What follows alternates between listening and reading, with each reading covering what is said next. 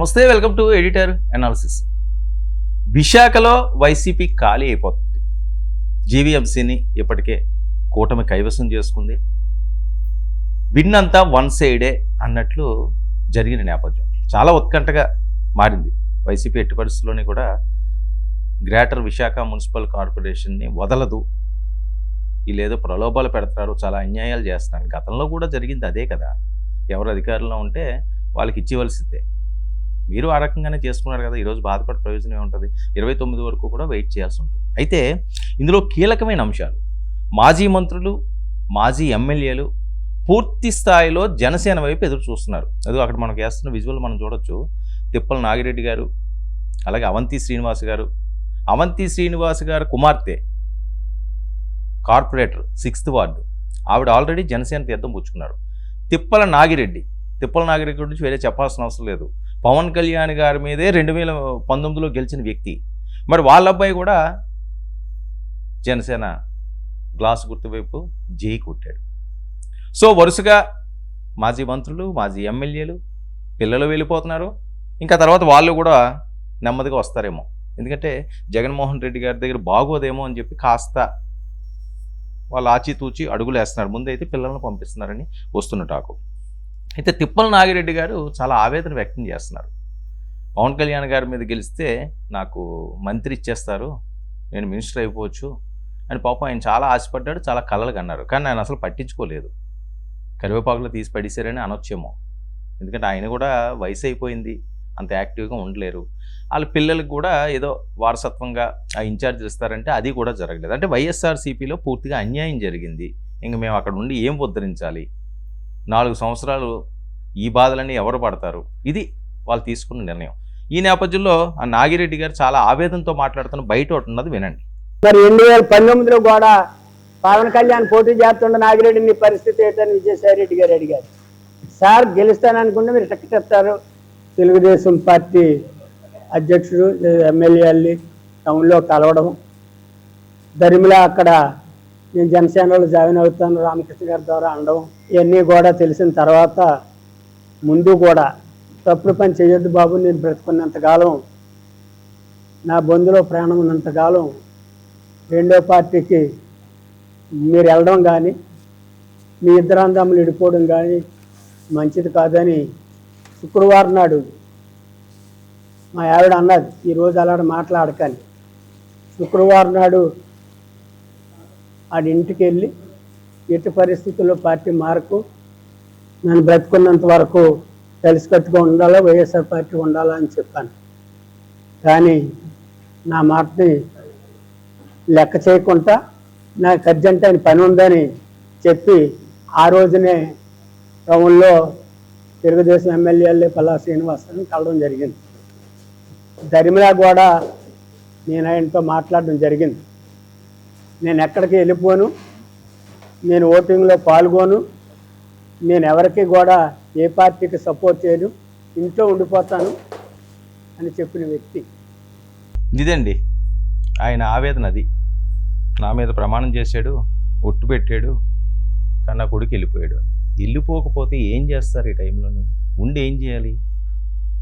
మీకా అక్కడ పెద్దగా ఎటువంటి ప్రయారిటీ కూడా లేదనే చెప్పాలి.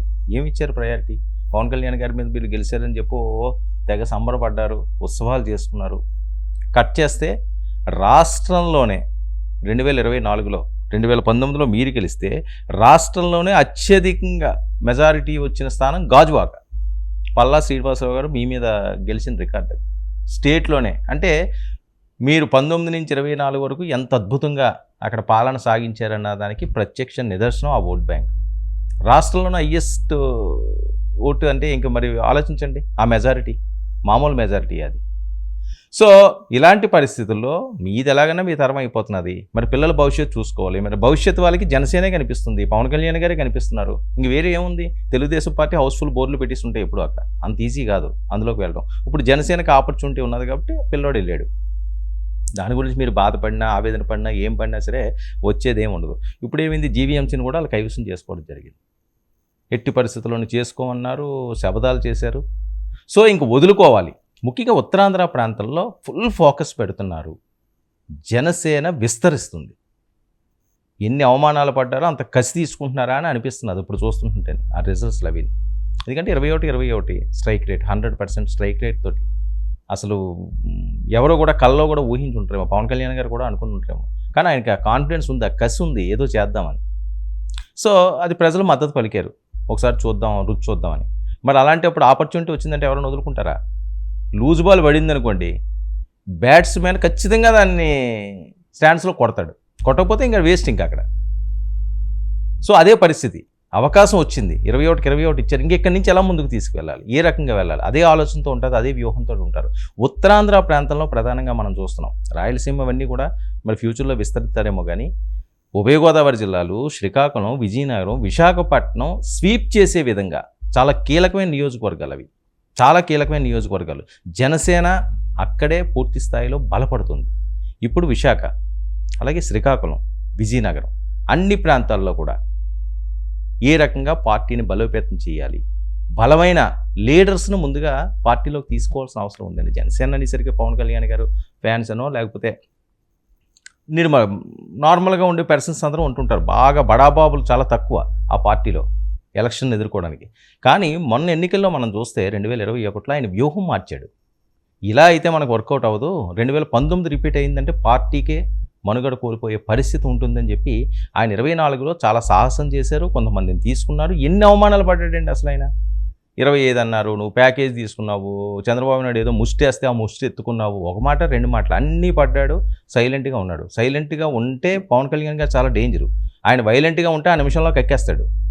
సైలెంట్గా ఉన్నాడు అంటే అది విస్ఫోటనమే, అది ఏం జరుగుతుంది, లావాలా పేలిపోతాడు ఎప్పుడో ఒకసారి. అదే పరిస్థితి, ఆ చెప్పు తీసి సిచ్యువేషన్ కూడా అలాంటి సిచ్యువేషన్లోనే. సో ఉత్తరాంధ్ర మొత్తం ఖాళీ అవుతుంది వైసీపీ, ముఖ్యంగా విశాఖపట్నం. విజయసాయి రెడ్డి అప్పుడు ఇన్ఛార్జ్ అన్నారు, చాలా హడావుడి చేశాడు. ఆయన అయితే జగన్మోహన్ రెడ్డి గారు రామ్ చెప్పి వెళ్ళిపోయారు. ఇంకా చాలామంది కీలక నేతలు అందరూ కూడా ఎవరు ఉండే పరిస్థితి లేదు. ఇప్పుడు అవంతి శ్రీనివాస్ గారు, ఇప్పుడు ప్రజారాజ్యం పార్టీ నుంచి మొదటిసారి గెలిచిన వ్యక్తి, మరి ఇప్పుడు వాళ్ళ అమ్మ వెళ్ళింది. ఈయనకి పాపం కొంత ఇబ్బందికరంగా ఉందేమో మళ్ళీ వెళ్ళడానికి. ఎందుకంటే ఇంకొక అంశం, కొంతమంది నాయకులు ఉన్నారు, పవన్ కళ్యాణ్ గారిని తిట్టడానికే వాళ్ళు పుట్టేమా అన్నట్టుగా కొంతమంది ఉంటారు. కానీ పదవులున్న మంత్రి స్థాయి వ్యక్తులైనప్పటికీ కూడా కొంతమంది మాజీలు మాత్రం, ఇప్పుడు మాజీలు అయిన వాళ్ళు, అప్పుడు మంత్రిగా ఉన్నవాళ్ళు, వాళ్ళైతే మాత్రం పవన్ కళ్యాణ్ చాలా తక్కువగా మాట్లాడిన వాళ్ళు ఉన్నారు. సామినేని ఉదయభాను అవనివ్వండి, లేకపోతే అవంతి శ్రీనివాస్ అవనివ్వండి, బొత్స సత్యనారాయణ గారు అవనివ్వండి, వీళ్ళు పెద్దగా మాట్లాడేవారు కాదు. ఎందుకంటే వీళ్ళకి తెలుసు, వాస్తవాలు తెలుసు, ఎవరో తిట్టమంటే ఎవరో కొట్టమంటే కొంటే మన విజ్ఞత ఏమైపోద్ది. సో ఆ పరిస్థితి ఉండదు కాబట్టి వాళ్ళ వరకు కూడా ఆ ఎగ్జామ్షన్ ఉంది. సరే వీళ్ళని తీసుకోవచ్చు, పర్వాలేదు, వీళ్ళకి ఎప్పుడన్నా సరే బెర్త్ వస్తుందని. ఆ నేపథ్యంలోనే మరి ప్రియాంక వెళ్ళారు. ఇటు చూస్తే తిప్పల నాగిరెడ్డి గారి అబ్బాయి వంశీరెడ్డి కూడా జనసేనలోకి వెళ్ళారు, జీవీఎంసీ కైవసం చేస్తున్నారు. మరి విశాఖని కాపాడేది ఎవరు? పవన్ దెబ్బకి దిమ్మ తిరిగిపోతుంది సాగర్ తీరంలో వైసీపీ నేతలకి.